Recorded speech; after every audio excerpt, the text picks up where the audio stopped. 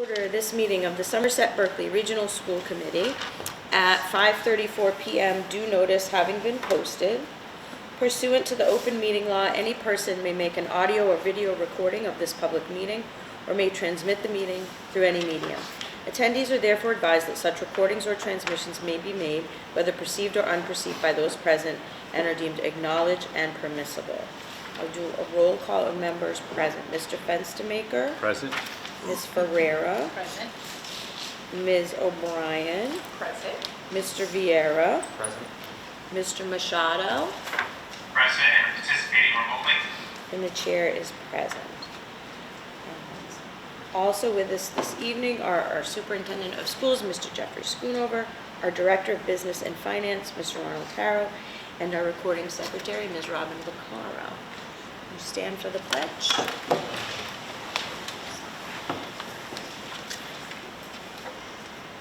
I pledge allegiance to the flag of the United States of America and to the republic for which it stands, one nation, under God, indivisible, with liberty and justice for all. Thank you, everyone. The next regularly scheduled meeting of this committee will be on Tuesday, February 27th, 2024, here in the Somerset Berkeley Regional High School Library. The first item on the agenda this evening under business and financial is, really business and financial, but we'll start off with our student representative report. Mr. Vieira. So, hello everyone. Sorry I was absent on our last meeting. I was at a college tour. So to start off with sports that have been going on is track is approaching their championship meets as their season is coming to a close. That's for both boys and girls indoor track. Hockey is doing pretty well with which they're 10-2, so they're doing pretty well this season. Basketball also doing pretty well this season, 12-1 for boys, 9-7 for girls, and both do have a game tonight. Wrestling is, they have lost 2 matches and won 4, but they're still practicing. So. As for performing arts and other activities, Electrify, the show choir group, had their first competition of the year on Saturday, and the show choir performed very hard at their performance. DECA state testing was underway this week, which I've been participating in. Preparation for HOSA, the medical competition, has also begun this week, which Brian and I both participate in. And this includes taking videos, testing, etc. for these competitions. So some items that we touched on our last meeting with Mr. Schoonover was the issues in bathrooms here at the school. So as for everyone here knows that bathrooms can be an issue, and there are several bathrooms closed during the day. So one thing that a lot of students mentioned was a monitor in and around the hallways. So I'm aware that we do have one monitor for the hallways, but a lot of recommendations said that if there are 3 stalls in the bathroom, limit it to 3 people per bathroom to make sure that the number of people isn't exceeding the number of people that the bathroom can hold. Some other topics that we discussed was still a need for somebody to be in the library after 3:30 for students to be able to utilize this space after 3:30, because still, as of now, after the time where academic support has concluded, students have to go home or leave the library as there's no adult in here, so this space can't be utilized for students after 3:30. And then the last thing that I handed out was a world language survey that we sent out in January. So this was to gauge a student interest in a wider range of world language offerings. So we sent it out to grades 9 through 11, and we received 138 respondents from a total of 700 students. So the first thing we asked is, would you be more inclined to take a language if we had other language offerings, and which grade they were currently in. So a lot of the students who responded were sophomores, and as you can see, 52% of the respondents said they would be more inclined to take a language if there were other offerings. So that just goes to show 52% would be inclined to continue either being more than 2 years of a language or would be more inclined to take a language. And then on the back were some of the most popular languages that students would like to see at the school. So here, 44% of those respondents showed French, and then the top thing being French, German, and Italian. And I know it's not on here, but I've heard a lot of talk about people having a desire to take American Sign Language, so that has also been, that might not be reflected on here, but that has been pretty popular in discussion. And students did have the opportunity to fill in more than one language if interested, so that might not be reflected as well. That is all I have for today. Is there any questions? Thank you, Mr. Weir. Does anyone have any questions or comments? Mr. School? I just have a question. So Allison, when you mentioned DECA, how did the regional competition happened in early January, right? How did we? It went How did very we do? well. I think 29 people made it to the state competition, which is I know is more than last year. And when is the states? March 7th through March 9th, I believe. Okay. So I was just thinking, we must have, well, we have several school committees between now and then, at least one, right? Because we'll have to have Permission. the advisor come, because that is an overnight trip. Okay, I'll reach out to Mr. Mello. Yeah, it looks like the opportunity will be the February 27th meeting, Okay. right? I'm thinking. So the testing that you were talking about is preparing now for that state level? Yeah, it was yesterday and today, and I know some people are taking it on Friday too. Did either of you participating? I'm going to DECA States. I did my test today. Excellent. Congratulations. Fabulous.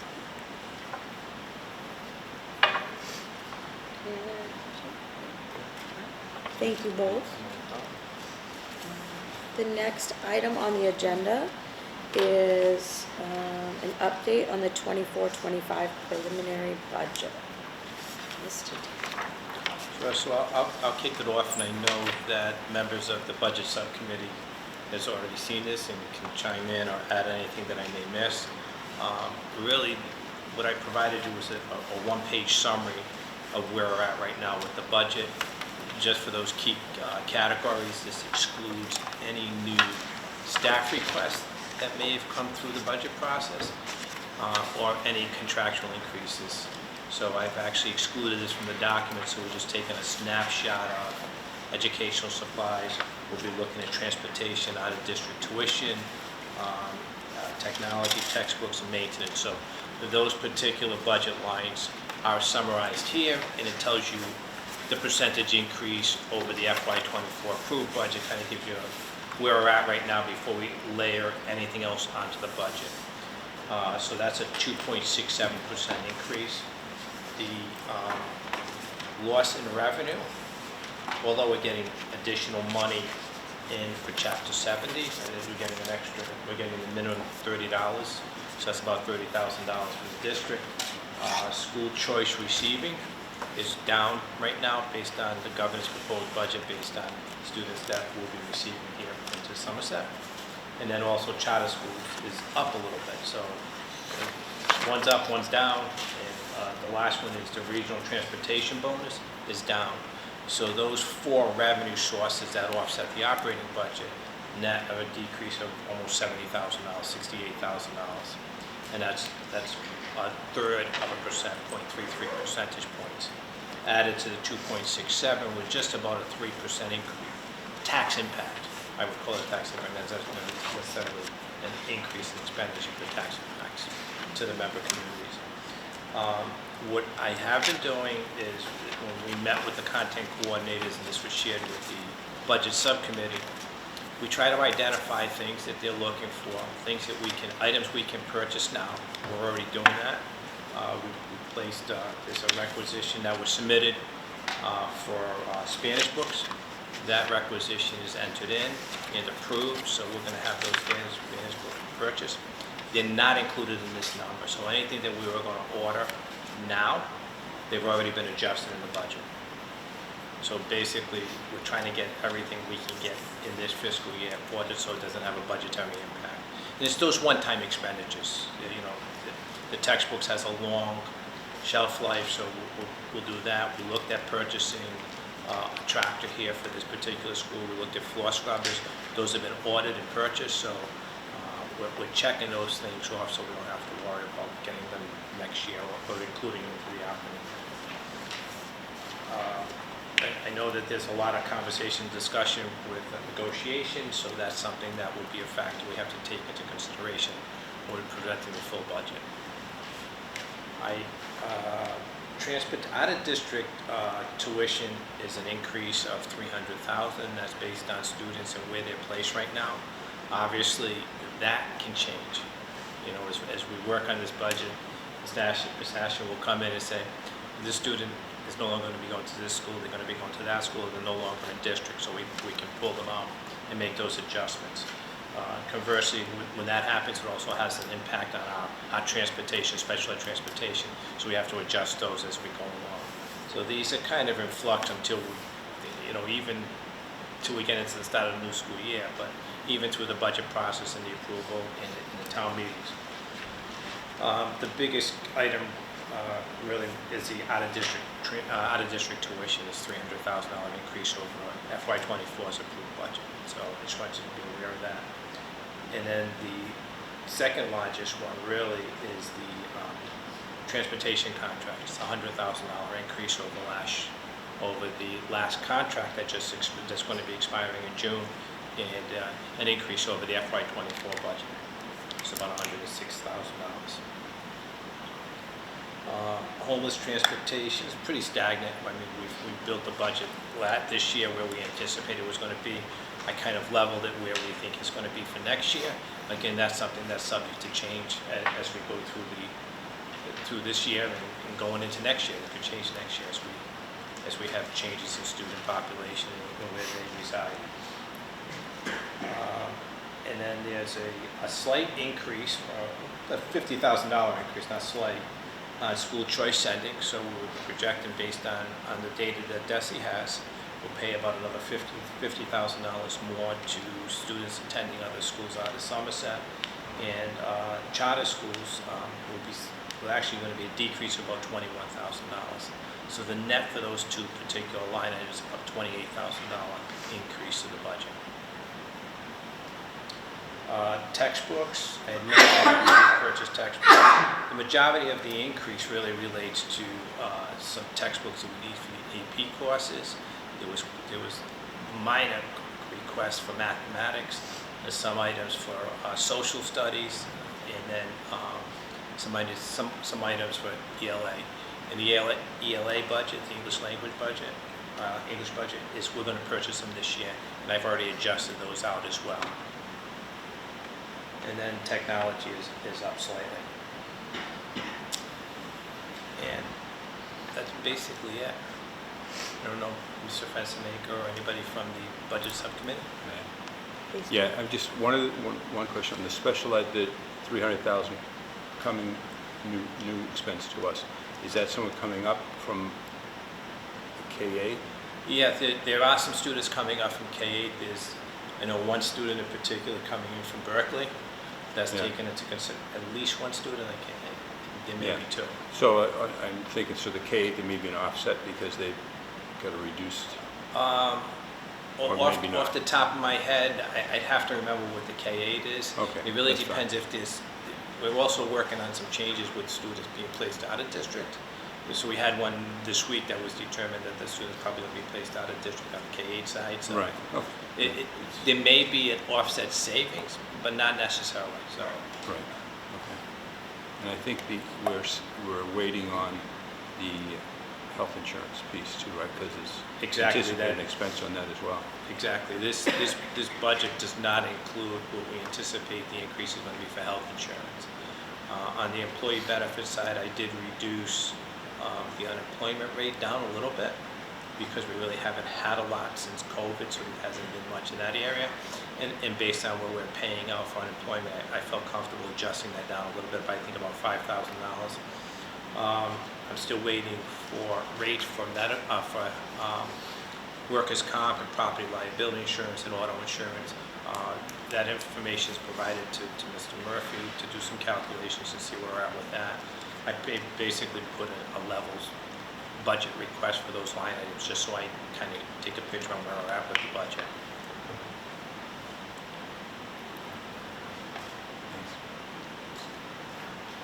Mr. Vice-Mayor, did you want to say anything else about sort of just the process so far with this budget subcommittee? The folks in there? Oh, Or, not to put you on the spot. not to put me on the spot. Yeah. So the process? Yeah, I don't know if anything that Mr. Taylor, anything we should add. I don't think so. I mean, we've got a process where we're taking the budget slices at a time, building the budget up on the things that we pretty much know are going to be there in some areas. The unknowns are still, we've got some contract negotiations and the insurance things which we noticed. So some of those things will kind of work themselves out, but we've got to, piece them all together. So it's a good process. It's easy actually for me to develop both district budgets. It is easy to do them in chunks, and it's also easier to, I don't want to, for lack of a better word, if spoon feed these pieces so you can digest them and figure out what's happening in each one of these sections. And then it's easy to remember and apply when you put the full budget together. And it's a good opportunity tonight to kind of show what those pieces are and where we're at right now. Again, they could change a little bit as we get more information in health insurance, our property liability insurance, and then as we deal with collective bargaining agreements. In state aid. In state aid, right, that's correct. That's correct. I think that's I believe is the governor's proposed budget, where as it stands right now, Right. with the extra 28,000 and change that we'll be receiving. I do know that they did talk about continue funding the free lunch program. I think that's in the governor's budget. Mr. Schoonover's got to work on the Student Opportunity Act and complete a lot of documents with that. I know that's something he enjoys immensely. And then there's a few other things that is included in the budget, the governor's budget, but we'll see if that comes to fruition once it goes by House Ways and Means, and then what the final budget is from the state level.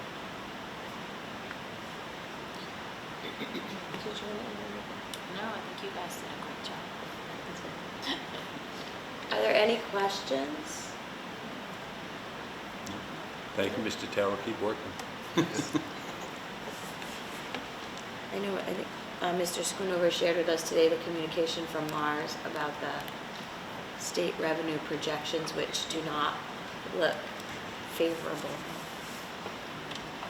unfortunately.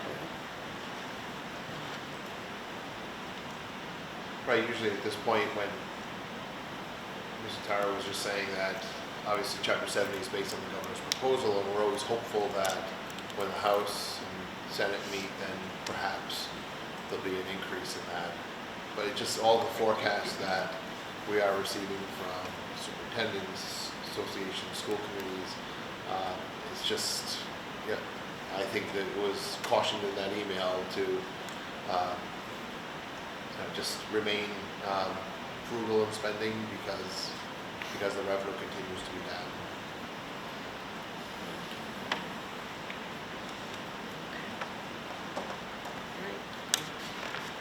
Mr. Chair, thank you for all your work My you've pleasure. done and you continue to do on this process. We appreciate it very much.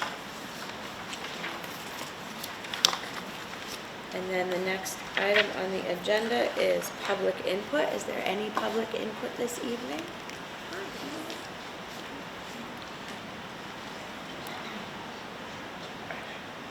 So if you could just state your name and Sure. yours. James Faria, 5 Moffett Avenue, Somerset. I appeared last year to speak on user fees for students. I just wrote down my thoughts. I hope you don't mind if I just read from that, just to stay on course and keep it concise. I appreciate the opportunity tonight, I genuinely do, to speak to this committee as you review the 2024-2025 preliminary budget. To appeal to you to eliminate user fees pertaining to sports, music, drama, and those extracurricular activities for which a fee is incurred.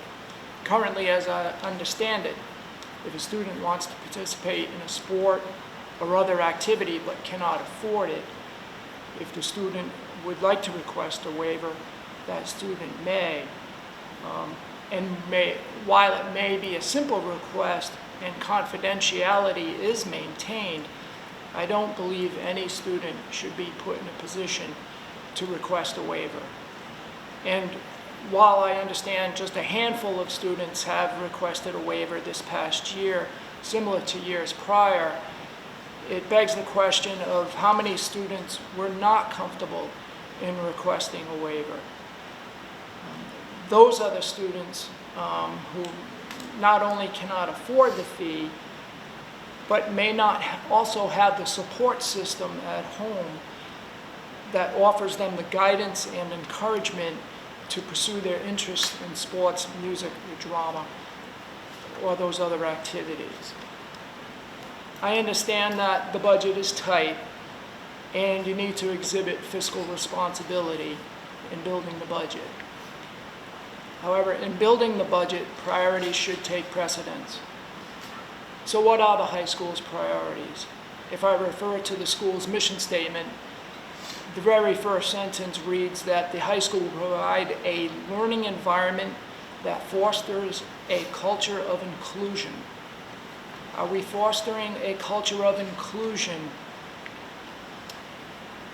Or is a user fee a hurdle for some of our students that they must then navigate?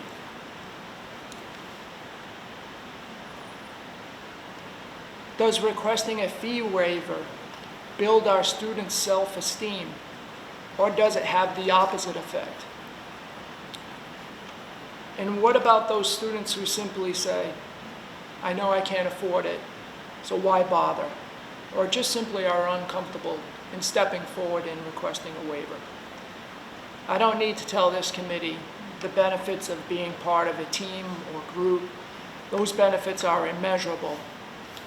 And all I'm asking is for the school committee, when working with the administration and in partnership in building the budget, to not treat this like any other year. Especially in these times, as you hear again and again, money is tight everywhere. All the more reason, as more and more people cannot afford the user fees, all the more reason for this committee to ensure that anyone who would like to participate, any student who would like to participate, to eliminate user fees so that everyone may be able to do so without the need to step forward and to request a waiver. Thank you. Thank you, Mr. Ferrier. Mr. Ferrier, Yeah. before you go, if Sure. I may, I just want to tell you that I'm with you on this. We're looking at that. We took, as you may know, we took some significant cuts last year in the user fees. Yes. We're kind of evaluating that now to see if that's had the impact on participation, either way at all. But it's something we continue to look at, and we're looking for ways to do that. We can't just do it all at one time. We have to kind of ease it down so we don't have a negative effect on some other organization or club. We could put more money for this than is coming somewhere, out of somewhere, for the most part. But we're with, I'm Yeah. with you, and it's something we continue to look at. I definitely appreciate the Yeah. efforts that everyone is making. And I know it's an expense. I think that the way we need to look at it is it's an investment in our future, and that's not just a cliche. It's an expense on the P&L, but if we don't invest in our future, we may pay for it in other ways down the road. Right. So, thank you. All right. But I thank you do for coming appreciate back. the Yeah. efforts being made. Thank you. Thank you. Thank you.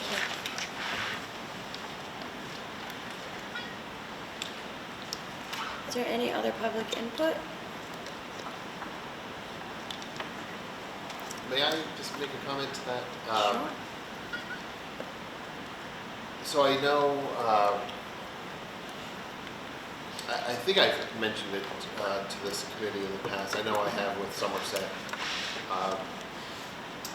in my 10 years here, I was just looking on our profile page from Desi, just to make sure I have the numbers right, but my first year here, we had 11% of the students at Somerset Berkeley were classified as economically disadvantaged. And the formula changed. It's now not called economically disadvantaged, but low income. So there might be, with that name change, there might have been a way of calculating the percent of students, so it's not really an apples to apples comparison, I don't think. But anyway, it was just under 11% when I started, and this year we're at 28% low income for our students here at Somerset Berkeley. And that has risen just 5 percentage points over last year, about 4.5 points over last year. Sort of Mr. Faria's point, you know, I do know that we have families who are struggling financially, but then with that, we also have families who are struggling with taxes and with other things. So I know we've had these discussions. I know that all the things that you consider, but I do just want to just call to attention. I feel like I need to do that every so often, just because I don't think people realize that 28% of our students are considered low income. Over the club staff, personally. Yeah. Thank you, Sharon. One thing in response to that, and not for right now because folks have a lot on their plate, but I'd be curious, and I don't know if this data is easily sort of scraped, right? But I'm wondering if the percentage of our students who participate in extracurricular activities, especially those that engender a fee, is sort of representative of our student body. In other words, if 28% of our students are classified as low income, are 28% roughly of our athletes and students who participate in other, show choir, some of the other ones that have fee, is that, does that align? Because I think ideally we would all like to eliminate fees. I think we all agree with that sentiment and that goal. So I'm curious, I'm thinking, so I'd like to see the data as we continue to look at this and try to wind them down to the best of our ability. Because if there is a big discrepancy, if 28% of our students are low income and a far lower number are participating in those activities that have a fee, then that's even more cause for concern. Maybe that's something that we can, again, I don't know how easily we can capture that, but if we can, it might be worth looking at. Okay. Madam Chair, if I could just say, obviously everyone knows how I felt since day one about it. I think last year our committee did an amazing job. We went from one extreme expense to reducing it from like 500 to, is it 125 now or something like that? 150. 150. I feel like last year we did the committee as a whole, the budget subcommittee that looked at all the numbers. That was a major reduction, not only for the music, but also for the athletic students as well. I think we're moving in the right directions. What I would like to see this year, and I mentioned this, listen, I will never be happy, and I think Mr. Festimaker would agree because he said it during one of his speeches, until it's zero. But with the busing increasing prices and all of that, it's just extremely difficult from going. My goal was to make it zero this year. It really was until the bidding contract and negotiations and all of that that's going on. What I would like to see this year is, let's do another baby step. And the reason why I'm saying another baby step would be, okay, we still have a group of potential students out there that are paying $150 for music, $150 for sports. Let's eliminate that line item this time. And I don't know how many people would fall in both sports and music. So let's do the one. And I think what we should do is, instead of the coaches, the music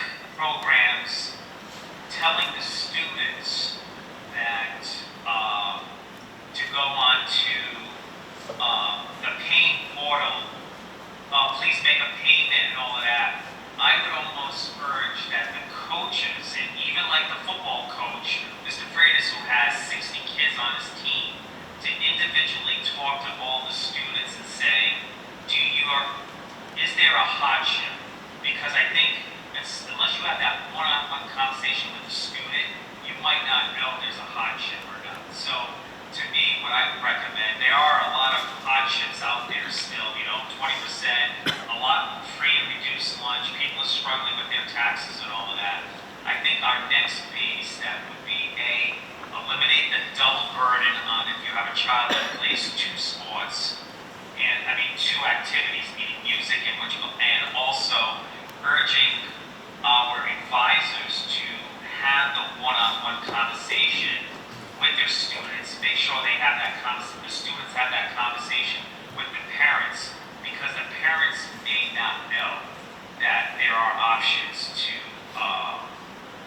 no matter how well we do it, and we've seen it with free and reduced lunches, we send these papers, how many parents actually fill it out? It might be an embarrassment. So that would be my only next baby step.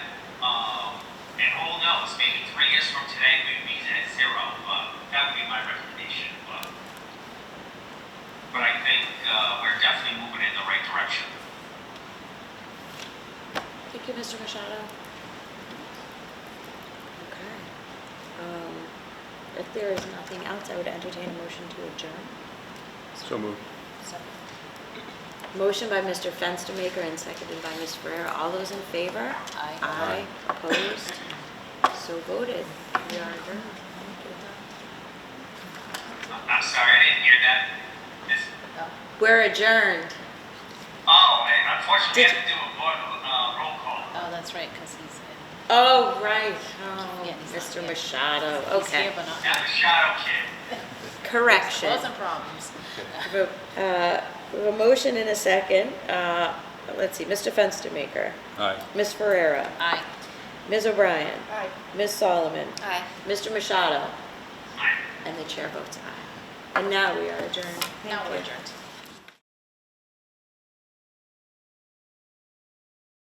PM, due notice having been posted pursuant to open meeting law, any person may make an audio or video recording of this public meeting or may transmit the meeting through any medium. Attendees are therefore advised that such recordings or transmissions may be made whether perceived or unperceived by those present.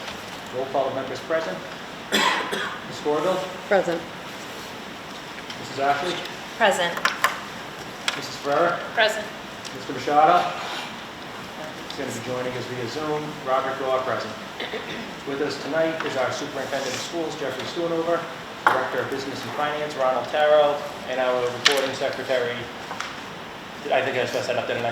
No. I didn't. Okay, our Recording Secretary, Robert Vaccaro. Thank you. And so I will call to order this meeting of the Somerset Berkeley Regional School Committee. It's 6:31, due notice having been posted. Pursuant to the open meeting law, any person may make an audio or video recording of this public meeting or may transmit the meeting through any medium. Attendees are therefore advised that such recordings or transmissions may be made whether perceived or unperceived by those present. We'll do a roll call of members present. Mr. Fenstermaker? Here. Ms. Ferrera? Here. Back to him. Ms. O'Brien? Here. Ms. Solomon? Here. And Mr. Machado will be joining us shortly. It still says we adjourned to start the agenda. Should we do the Pledge of Allegiance? Pledge of Allegiance. The email that Robin sent. Is there one? Pledge allegiance To the flag of the United States of America and to the republic for which it stands, one nation, under God, indivisible, with liberty and justice for all. Which, are you on the meeting calendar or? Oh, I don't know. Is it on that? There are Maybe there are I'll- two different Zoom That's probably links. why, he's probably in the wrong one too. You want to give Does them it a say second to there are catch up? 11 I people, don't, not I don't changed think though, there's, that- I don't think there was another one. There was just one email, no? That's not the waiting room, right? No, because I tried to, it said it was waiting for the host to start. So I Oh. think we're in the two different ones. Okay. Does he want me to send him a link? Oh. Right, so let me check that.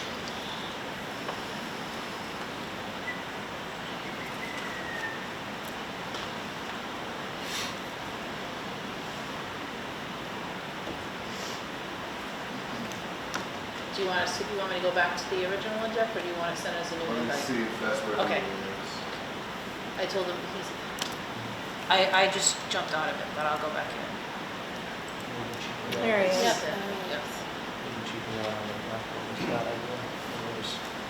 What happened? No, it's just nice. Mine's a snake. But now, since I got this, I'm sure they can. That's what happened. Hi, Mr. Machado. You just need to let me in, Tim, sorry. Hello, everyone. We had trouble finding you, so we called both meetings to order and we did the pledge. Would you like to indicate that you are present and participating remotely for both meetings? I am present and participating remotely for both the Somerset Public Schools School Committee and also the Somerset Berkeley Regional School Committee. Thank you, Mr. Machado. All right. We'll start. The first item on the agenda under new business is the approval of the transportation contract for fiscal year 25 through 29. Mr. Tara, do you want to deliver the good news? Well, I mean, it is good news because we had a bidder. It could be worse with not having anybody interested in bidding on a project, so it's good news. It's a vendor that we're familiar with and it serves the community well. It was a relatively easy decision to make to present to you. We did issue the RFP and followed all the state procurement laws as far as posting and advertising. We did receive one proposal, as mentioned in my memo, and also I provided an outline of increases in certain categories. More importantly, the transportation to and from school, the increase on those buses were almost $11,000 per year per bus. Saying that, I think that it's a good partnership with Fisher Bus. After we received the proposals, Mr. Schoonover and I did meet with them to try to just figure out the justification why the increases are so high. I can't say that I'm surprised because I'm not. I think that's what everybody's been experiencing with driver shortages, with the cost of vehicles, cost of new buses. You know, when they're up 20-30%, that's a driving factor. Competing wages for other bus companies and retaining your drivers. So it's been, Mrs. Schoonover and I had a good conversation with Mr. Ryan on that. We did ask him to kind of revisit some of the fee schedules and look at those to see if there was opportunities that could be reduced. He did come back and actually provided us some price adjustments that's reflected in the sheet that says revised. I highlighted them in yellow. Specifically, there was a reduction from his original proposal for early release buses. So we brought that number down. We looked at transportation for athletics. He reduced the rate per mile and also reduced the wait time. So we were able to readjust those and save a little bit on each of those categories. He saved a little bit in the area of Tier 1 special ed buses between 1 and 24 miles and 24 to 49 miles. He was able to reduce that rate a little bit. So with those adjustments, it brings the cost down a little bit. But again, for the most part, the cost related to everyday transportation to and from school is a driving factor here. The special ed pieces are based on what student needs are, and when we utilize his services for that. And if he's able to even provide the service, sometimes he can't even get a driver to go certain distances. So those are sometimes a big factor for us trying to find transportation. So we're fortunate to have in-house van drivers that are actually in our fleet. They're able to pick up some of that burden and do a phenomenal job. So based on the information I have and our recommendation to award the contract to Fisher Bus Company, it's a 5-year contract, but basically it's 3 years plus 2 1-year renewals. So it could be a total of 5 years. One other thing I do want to mention, when we look at year 4 and 5, you see those spikes in increased cost. And that was one of the things Mrs. Schoonover and I had asked, so why are you getting out? So it's the uncertainty of what the economy is going to look like and what it's going to be 5 years from now or 4 years from now. And when he bid the transportation contract 5 years ago, who knew where we were going to be today. So, and I think that's what's happening with anything that you're going out to bid for long-term. You potentially have that unknown risk factor that they're not going to take the chance. I think you're seeing that not just with our contract, across the state and across the country. So I open any questions. If you have any questions, I'd be happy to answer. Do you want to start? Anybody have any questions? I only have one comment. It's not everybody can accommodate it, so when we're putting this out to bid, really depending on resources, so we are lucky. I agree with you, I'm happy to came back with a bid. We do have a long-standing relationship with them. It would have been nice to see another one, but I completely understand it's challenging to bid on a district like this. Anyone for the region with questions or comments?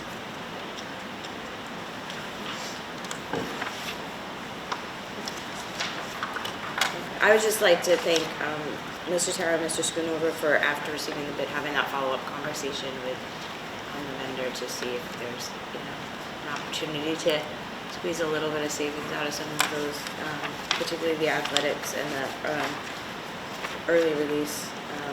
These obviously our students rely on those for extracurriculars and other things, so it's important. So thank you for making that extra effort, and thank you to Fisher Bus for their continued partnership. Transportation is a challenge for every district across the Commonwealth for all the reasons that you mentioned. So as much as the increase is difficult to our budget, we sort of we understand the reasons behind it, and we're grateful for the excellent service that they provide our students. I do just want to extend an appreciation to Mr. Rosario, because he knows the transportation piece, and he really did help with looking at these and with developing the specs and what to look for. So we had a good specification, and he has institutional knowledge that really helped the process. So I just want to extend my appreciation to him as well. Mr. Machado, do you have anything? Yeah, obviously, it's always disappointing, when you get the one bid, obviously, but also, it's not really a shock that all these costs have gone up, as Mr. Taro mentioned. The only thing I think that the committee, we've obviously seen some changes. One, we could ask for a better provider as the Fishers, they've been servicing our schools for many years. One of the things that I mentioned during the MASC conference is that, many school districts are going into their own busing because you can control some of the expenses, not all, but some. But obviously, with the lack of bus drivers, costs are going up and so on. One of the things that I think both committees should really consider is perhaps investing in 2 buses. At least let's work on the after-school programs, the sports programs. Last week we had 2 buses that went up to Shepherd Hill. They left here at 2 o'clock. They didn't get back until 1 a.m. 1 a.m. Those are very expensive, and if we're able to possibly save some funding there, that perhaps 1 year we could actually pay for both buses. So those are things that I think we really should be looking at moving forward. Nothing against, it's just, do I think we should replace all of our buses? No, I know on the K-8, in the elementary side, I've always said that, a majority of our buses are really dictated by the elementary because of the younger students, but I think the K-8 needs to do a better job in reducing buses, and I know that we're going to be getting bus counts, but for the high school portion, I think we really should start considering, all of our extra activities, field trips and things like that, bringing that into the in-house, because that's what a lot of the districts are doing currently. So I think we should take that on our agenda for next year to see exactly what that would bring in as a savings. So, but I think we all expected this. We've had these, I know they opened up the bid for a while. We've already digested this for a while. I'm sure there's reasons for these increases, but it's very difficult to know when you only get that one bidder, so. Thank you, Mr. Machado. Jen, can I respond? Yeah, Victor, that's an interesting point with purchasing buses. I think the first question I'd ask is that something we'd need to put an article on at town meeting, or is that something we could budget for within our general budget? And with purchasing buses, I've seen a lot of stuff on the electric buses lately. I'd be curious if there's any grants out there for an electric bus, and maybe there would be a savings for that initial cost of bringing a bus in to the district. So I think there would be a lot of research that would go on it, but it's something worth exploring. Okay. I will be very honest with you, he's so far away, I only got bits and pieces over the summer. If Jeff, you can translate. Go ahead, Jeff. Mr. Gall was just asking about, is this something they would put on for an article for the town meeting, or write a grant to help get some buses, whether it's, did you mention electrical? I think there is grants out there for electric buses right now. Okay. It's obviously, first of all, I don't know if I would do a town article or anything like that. I'm just saying this should be a task that we should take on for the next 365 days to figure out exactly what is the best option. Because first we need to figure out what the cost is for all those after-school activities, field trips and things like that.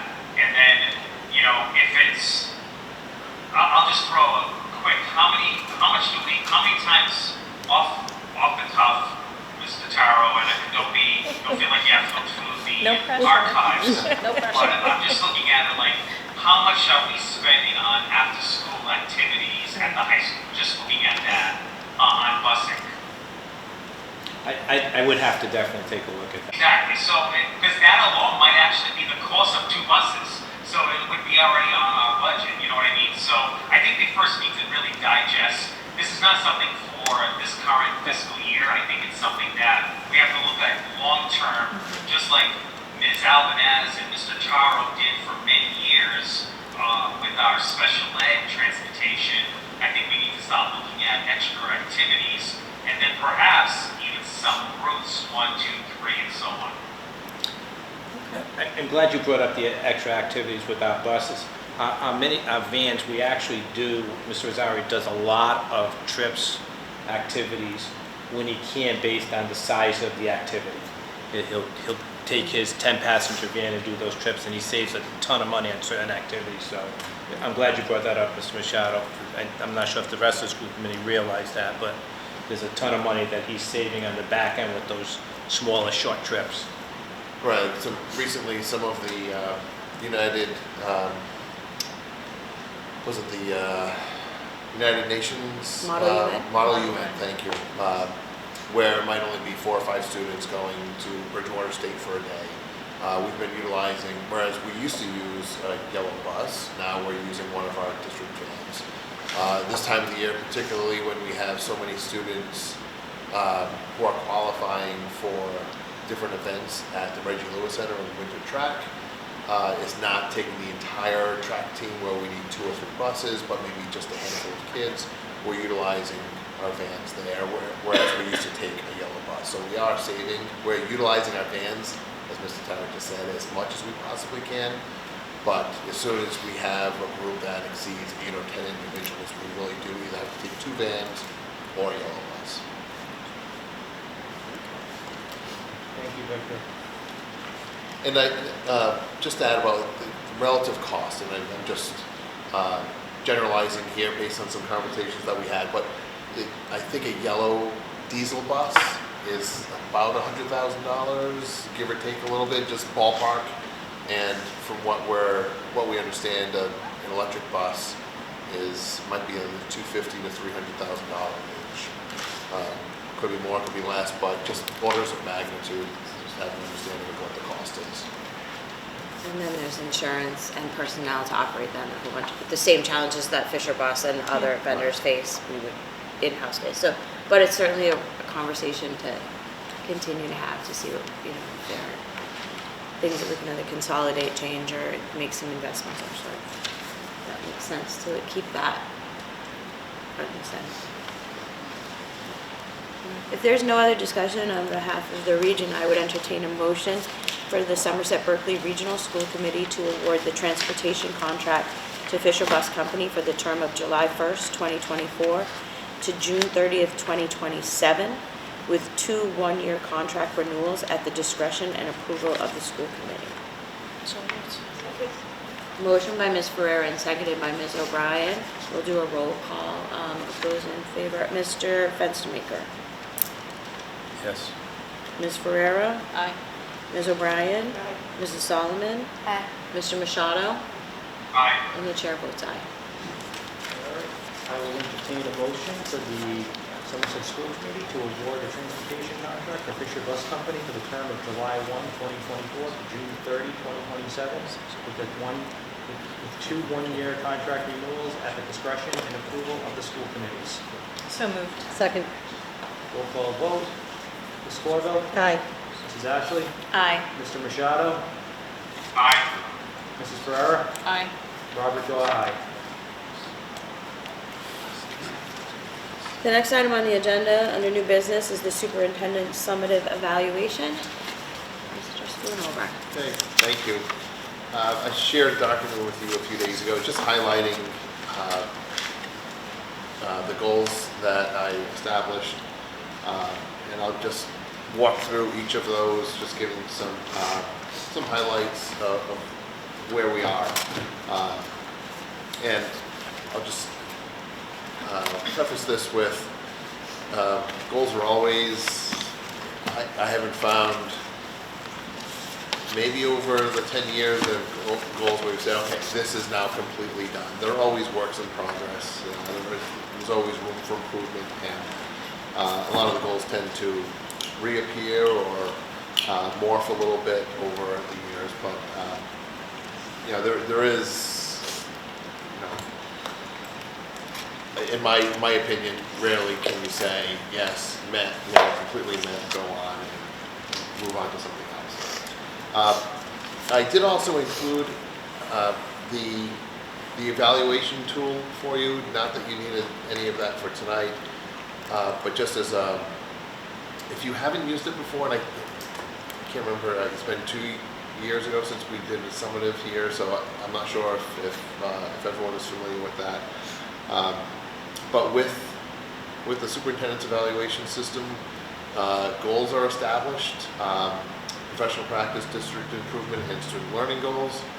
And then with those goals, we look at the evaluation rubric, which has the 4 standards for practice for superintendents, and you identify, or I identify the indicators and elements, the components of that superintendent rubric that align with the goals. Those are the focus indicators. And then superintendents only select the focus indicators that are in alignment with the goals. So when you look through that document, the indicators that are present there are the ones that are aligned with the 6 or so goals.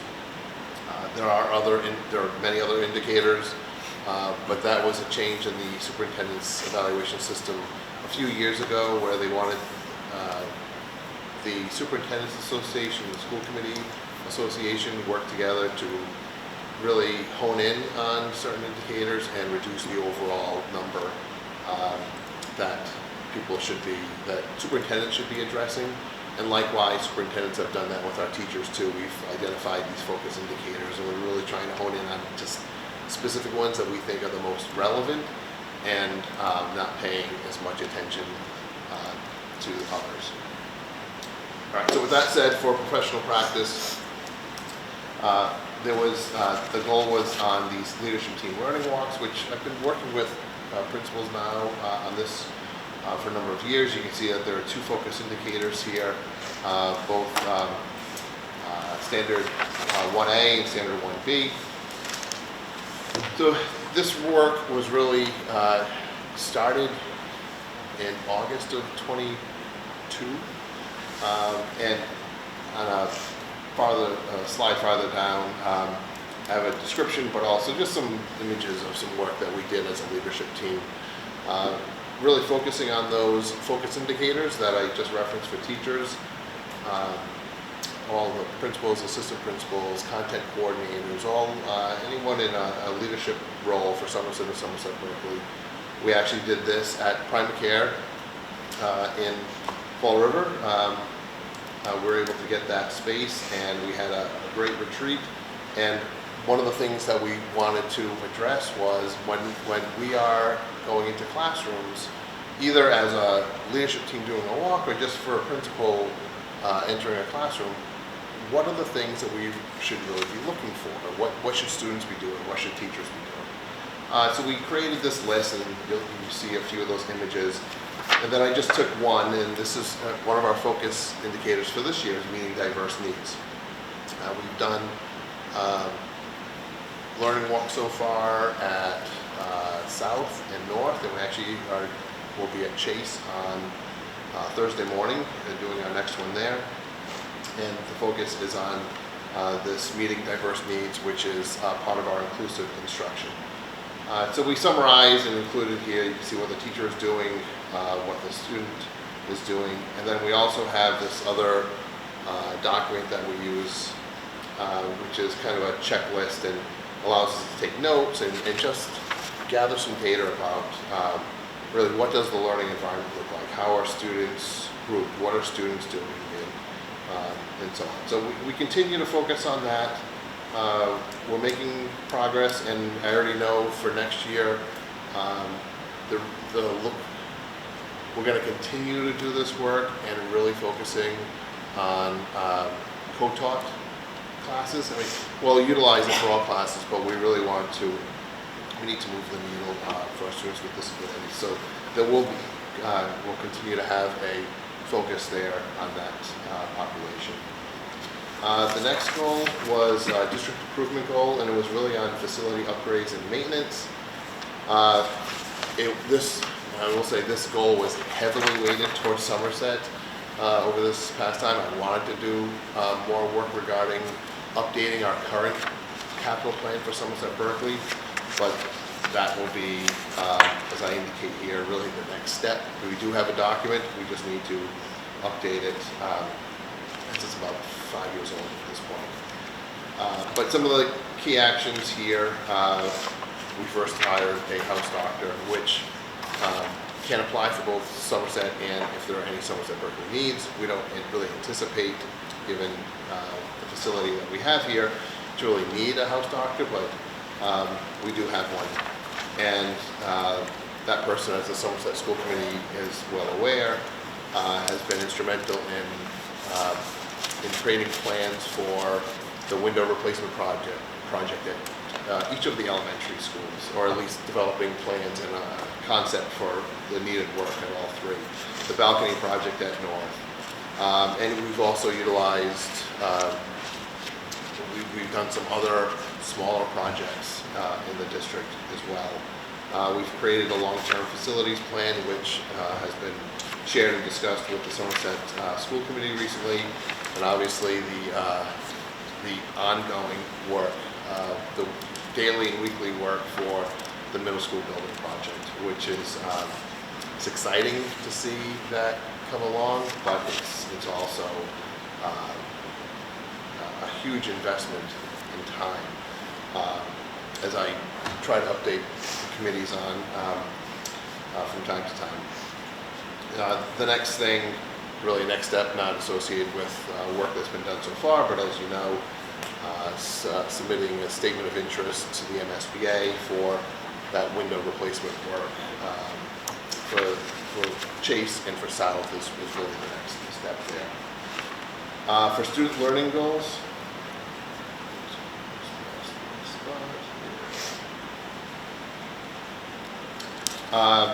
the first one was increasing student reading and writing achievement. So we implemented a new phonics program. Phonics was definitely one of the things that we were missing in our, we had phonics instruction, but not to the extent that we really needed. So we did implement a program last year. as well as focusing on writing in our elementary classrooms. We really, we identified this because there's so much evidence to show that kids who are not proficient in reading by the end of grade 3 are significantly or have a much smaller chance of graduating high school.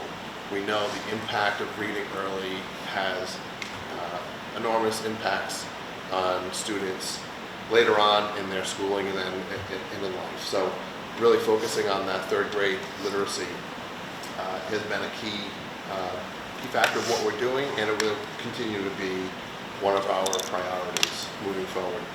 But just to show, I have a little bit of data here, combinations of STAR and MCAS, just so you can see how we're moving. So just comparing the 2022 to 2023 MCAS scores, you can see that in grades 3 and 5, those students who are exceeding and meeting the standard increased just by a couple of percentage points, but from 43 to 45%. The student growth numbers for our students in grades 4 and 5, growth doesn't start in grade 3. You need 3rd grade to establish a baseline for growth. You can see that this is on a 0 to 99% or maybe it's 1 to 99 scale. We were at 48%. We're at 53% this year. So we can see we're moving that needle forward. The other 2 pieces of information that you have there is from STAR. So again, for growth, with the 3 colored graphic, we have 42.2% of our students were in the high growth category, 27.4% of our students, and this is just from fall of this year to the winter assessment that just took place a few weeks ago. 27.4% of our students were in typical growth and 30.5% were in low growth. Now the way these numbers should fall is that bottom tier is 0 to 35 typically. So we have less than 35, which is a good thing. Obviously the lower number we have in low growth, the better, but really it should be a 35% band on the bottom part. The middle band is typically 30 percentile points, so from 35 to 65, and high growth is 65 and up. So you can see that we have more students in the high growth than what we should have by national standards. So it's, you know, the 2 green bars together should be 65 percentage points, and it's at just about 70%. The other measure with the 4 dots on the graph is just looking at the growth from, let's see, I'm sorry, that is actual the percentage of students who are proficient. And you can see that have fall to spring for the previous school year. And you can see that we started at 61% at the beginning of the school year were proficient, and it jumped to 71%. So you can see the growth that we made over 1 year's time. This school year, just comparing the beginning of school year to middle, so we're only looking at half the school year, not the full. We started out at 63%, so already our floor is higher this year than what it was the previous year. And at the midway point this year, we're already at 72.5% of our kids, whereas last year at the end of the year it was at 71. So you can see we're making this slow and steady progress. And the next chart, if you focus on that 72.5%, again, this is just looking at fall, since we're looking at 2022 to current. You've got the numbers of where our students fell in the beginning of fall of 2022 to the most recent score. So you can see that we're shrinking the students who are in that dark red category, which is urgent intervention, from 15% to 5%, whereas we are expanding the percentage of students who are meeting or exceeding the standard from 61% to 72.5%.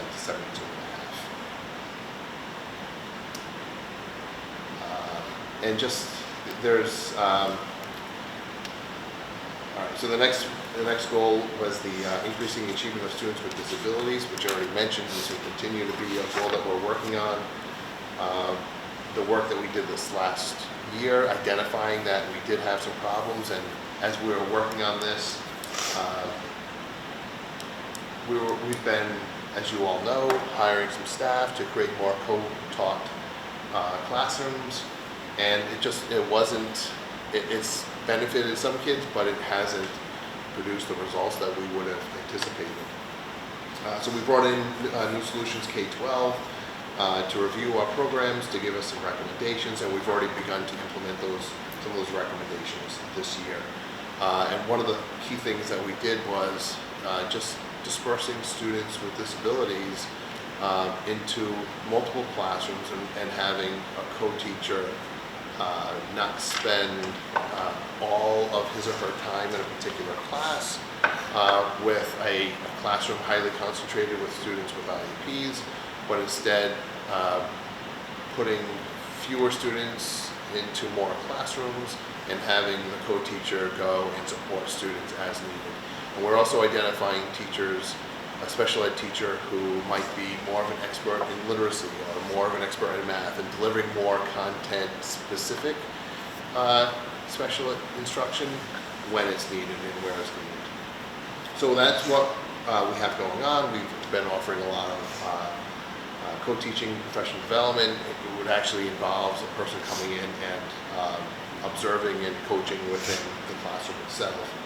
So just looking at, again, looking at 2022 to 2023, and this is all inclusive of our MCAS, ELA, and math scores.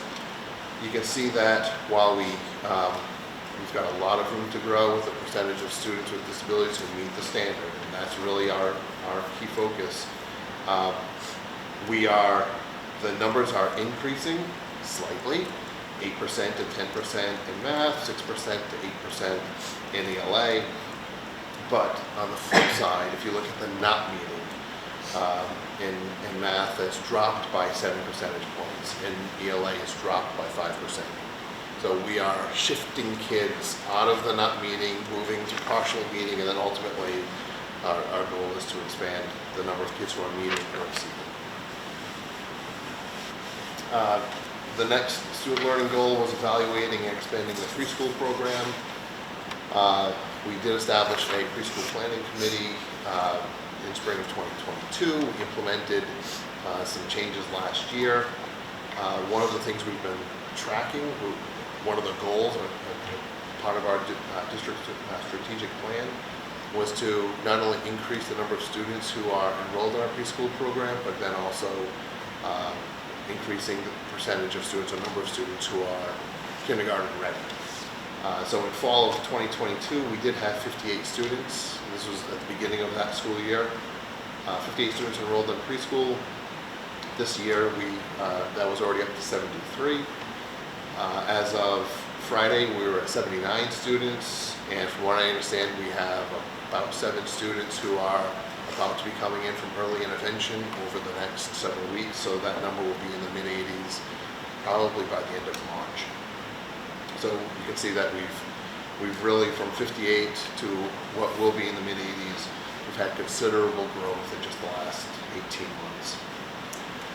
We did reconvene that preschool planning committee in November and December to continue this work, because we've expanded so quickly that we now need to look at what we're doing and say, okay, now let's take a breath, let's figure out what our next steps are, and what can we do to continue to improve our services so we're meeting our students' needs.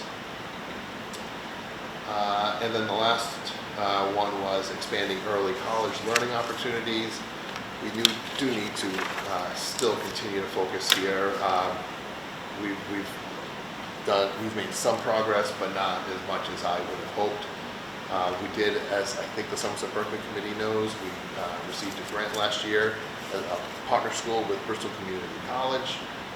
They're creating a bioscience STEM career academy, and with this, our students will be able to enroll in that program, and ultimately earning taking college courses there or having someone from Bristol come here to teach some classes, and having them receive or earn enough credits where they can get an associate's degree in really a 5th year. So 4 years here, go to Bristol for a 5th year and already have enough credits. They only need to study for 2 semesters and they'll have an associate's degree in biology. We received word of that, it was probably about a year ago that Bristol received that, maybe a little bit sooner than that. And we're still just working with Bristol on waiting for them to really give us the green light to proceed with this. I thought it would have happened by now, but a communication they had with me recently is they were looking for to hire a person to run the grant, and that was what the holdup was on that.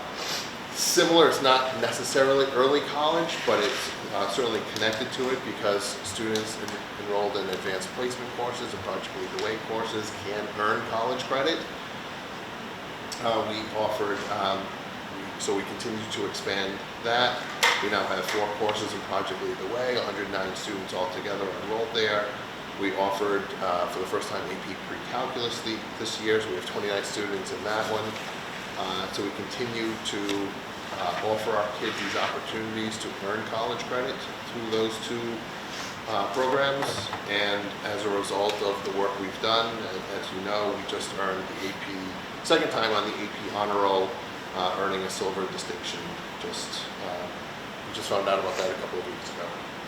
So that's overall the work that we've done that I was targeting.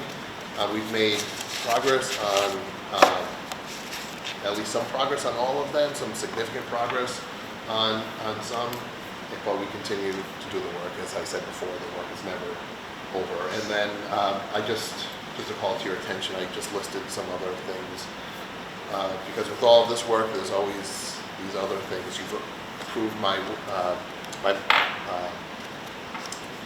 role as a member of the board at the South Coast Collaborative and Rees Collaborative, and I now have some leadership roles in both of those. So I just included some of that other information for your interest. I don't know if you have any questions. Does anyone in the region have any questions?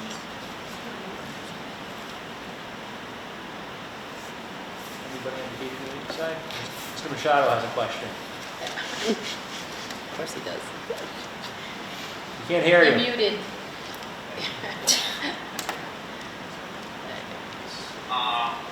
Well, thank you for that presentation. You know, one of the things that I've always said about this performance goals of yours is I love that, you know, you have some professional goals and district goals, but I love that a majority of them are really always student focused as always. So I always appreciate that.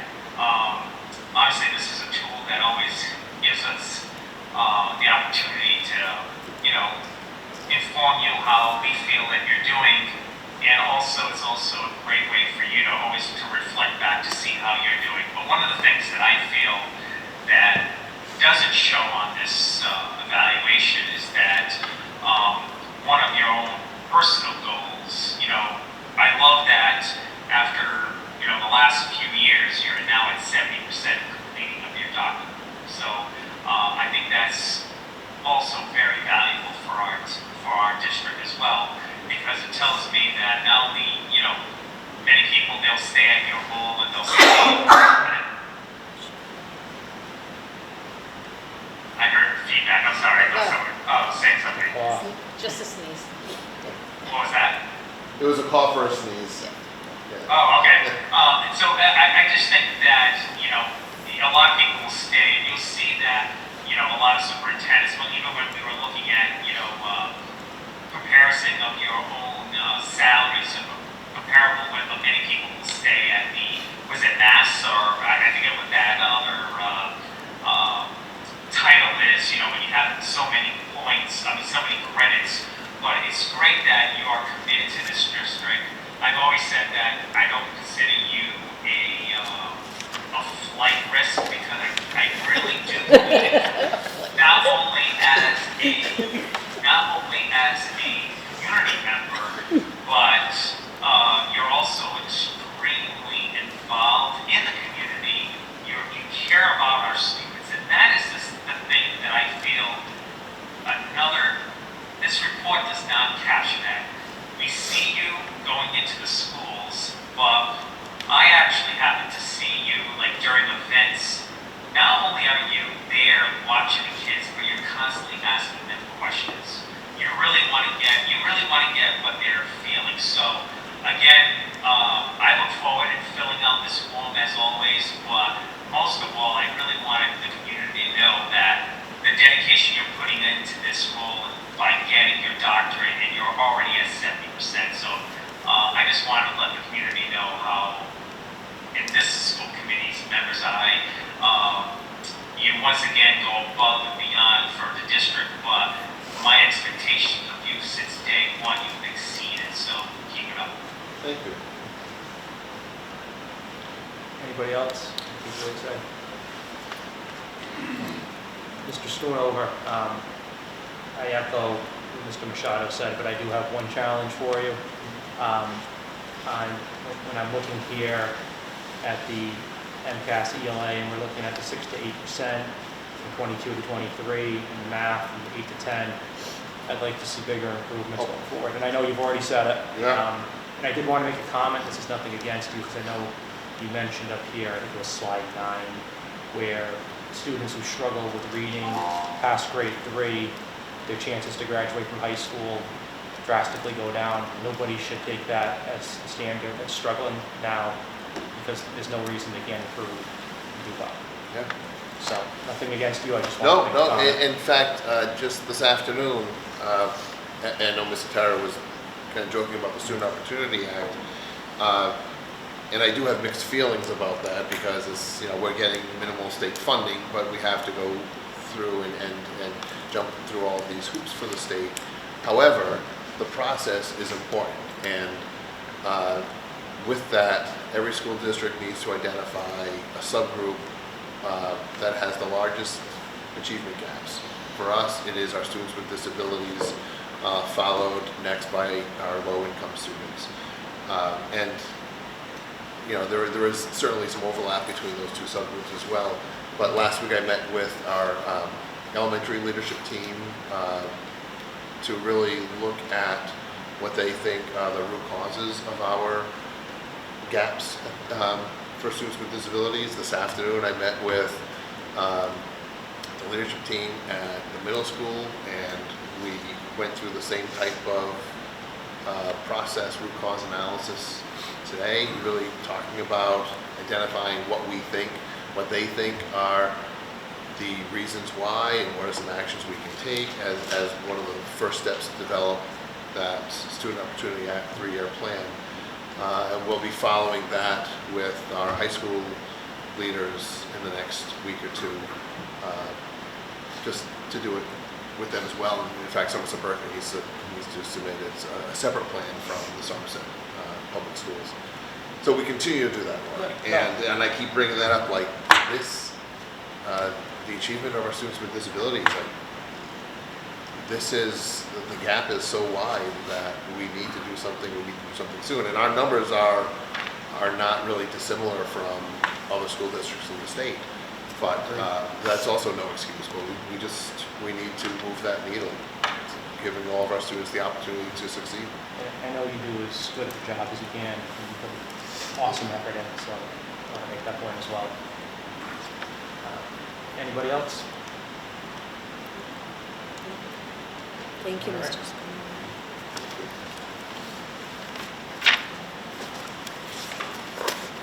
The next, I just wanted to just echo that, although we had Mr. Schoonover presented a discussion about the superintendent's goals and progress toward those goals, that's just one component of the entire evaluation process, and we've talked about it, so that folks, the whole purpose of the superintendent's goals, nobody here knows this, but for folks who may be listening, is to identify really discrete, specific goals that can be actionable in a relatively short amount of time, to sort of advance student achievement and advance the district. And so those by no means, to Mr. Machado's point, they by no means encapsulate all of the work that the superintendent and the rest of his leadership team and everyone and the teachers are doing. Those are just sort of specific highlights for a year or two. But we all know there's a lot more that goes into the work that's being done. So that's appreciated. Next item on the agenda is public input. Do we have any public input? Seeing none, then I would entertain a motion to enter into executive session pursuant to Massachusetts General Laws, Chapter 30A, Section 21A3, to discuss strategy with respect to collective bargaining or litigation if an open meeting may have a detrimental effect on the bargaining or litigating position of the public body, and the chair so declares. American Federation of State, County, and Municipal Employees, ASME, Custodian, Paraprofessional, and Cafeteria Units, Somerset Teachers Association, STA, and pursuant to Massachusetts General Laws, Chapter 30A, Section 21A7, to comply with or act under the authority of or any general or special law or federal law or grant and aid requirements. 2023 Joint Executive Session minutes, and the committee will return to open session.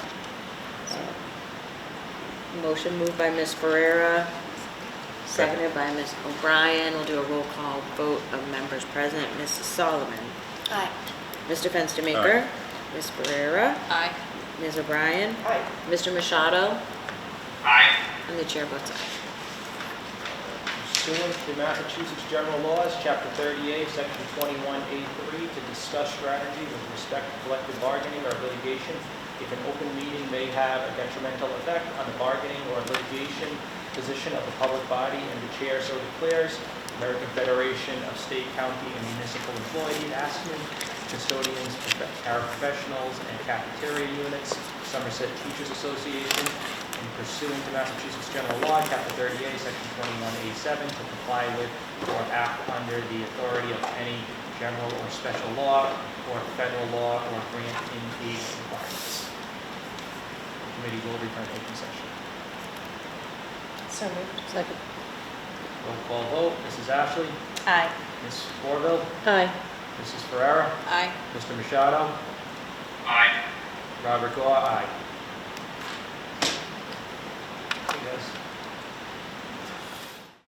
Or withholding the release of the 2023 Joint Executive Session minutes.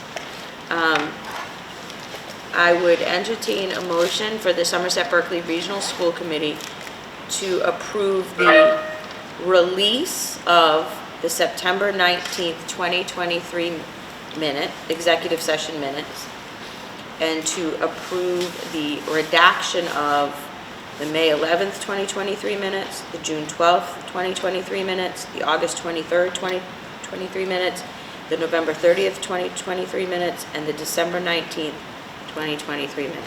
So moved. Motion by Ms. Ferrer and seconded by Ms. O'Brien. All those in favor? We have to do roll call because of Mr. Machado. Ms. Solomon. Aye. Mr. Fenstermaker. Ms. Ferreira. Aye. Ms. O'Brien. Aye. Mr. Machado. Aye. And the chair votes aye. See if I get this right. I entertain a motion for the Somerset School Committee to approve the release of and redaction of the following 2023 Joint Executive Session meeting minutes. May 11, 2023, June 12, 2023, August 23, 2023, September 19, 2023, November 30, 2023, and December 19, 2023. So moved. Second. Roll call vote. Mrs. Ashley? Aye. Ms. Corville? Aye. Mrs. Ferrer? Aye. Mr. Machado? Aye. Robert Goff, aye. Entertain a motion to adjourn. So moved. Second. Motion by Mr. Fenstermaker and seconded by Ms. Ferreira. On a roll call vote, Ms. Solomon. Aye. Mr. Fenstermaker. Aye. Ms. Ferreira. Aye. Ms. O'Brien. Aye. Mr. Machado. Aye. And the chair votes aye. Thank you. entertain a motion to adjourn from Somerset School Committee. So moved. Second. All in favor? You got it. I have to do a roll call. This is Victor. Clean Victor. Mrs. Ashley? Thanks, Victor. Aye. Ms. Thorville? Aye. Mrs. Ferrer? Aye. Mr. Machado? Hell no, aye. Doesn't matter, you still lose. Robert Goff, aye. Have a great night, everybody. Thank Thank you. you, everyone. Aye, everyone. Thank you, Victor.